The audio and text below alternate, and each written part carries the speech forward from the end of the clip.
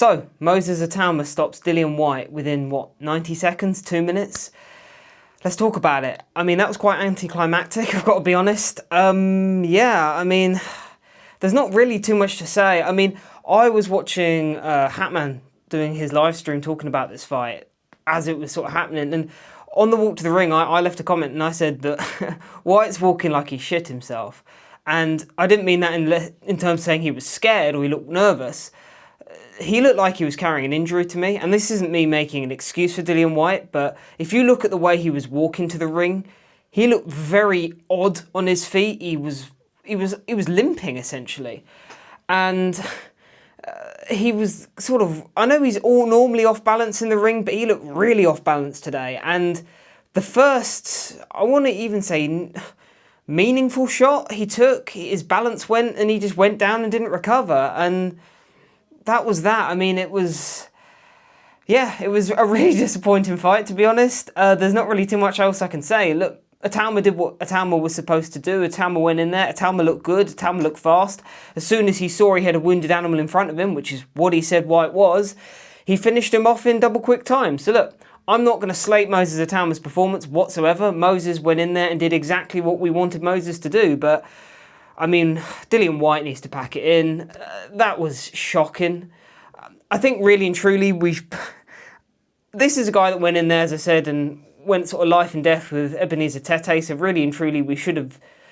I think the bar of expectation should have been lowered a bit going into this fight, but oh, man, that was really poor. I do think that there was an injury there for definite. I did hear rumours in the last couple of days about a cruciate ligament injury.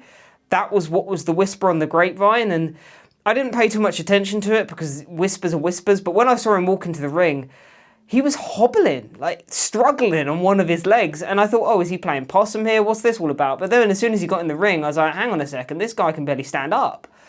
And yeah, I mean, I didn't see that many people talking about it in the live. I see a lot of people seem to be more impressed with Itauma, but look, don't get it twisted. I thought Itauma looked brilliant. Itauma did exactly what it was supposed to do, but that, to me, looked like a compromised Dillian Whyte, and a quite heavily compromised Dillian Whyte. And I think when you compound that with the fact that this is a guy who's, well, his chin, as I said in my preview, has been getting worse fight on fight on fight. When you combine a guy that, to my eyes, looked injured with a guy who, well, he's already not got a chin and his chin's getting worse, we probably shouldn't be surprised. But yeah, that was very disappointing. I want to see Itauma in there with someone who can test him, who will actually punch back, because Whyte didn't do that. But I'm not going to keep your time too long because there's not really too much to talk about. Look, Itauma was impressive. The hand speed again looked brilliant. The ability to close a man who's hurt in front of you, I was very impressed with again. This is something that I really like about Itauma, is that if he has someone in front of him, he doesn't play with his food, he gets them out of there, and that's what he did. Look, Itauma did everything that he was supposed to do in this fight, but yeah, Dillian Whyte retire. I don't want to see Dillian Whyte again. That was a stinker from Whyte, and I'm going to be honest with you, the thing that leaves a bad taste in my mouth is that at some level, Whyte knew coming into this fight that this was a possibility. I say a possibility, a probability. Whyte knew he didn't have it. Put it that way. You don't go in there like that and that happened in the first round and you get blown out and you're like, you know, walking like that to the ring.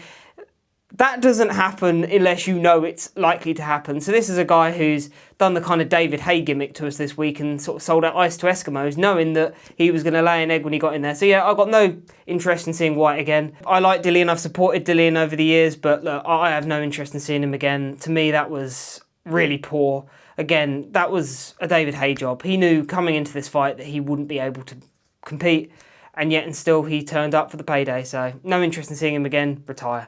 What do you think? Let me know. Cheers. Bye-bye.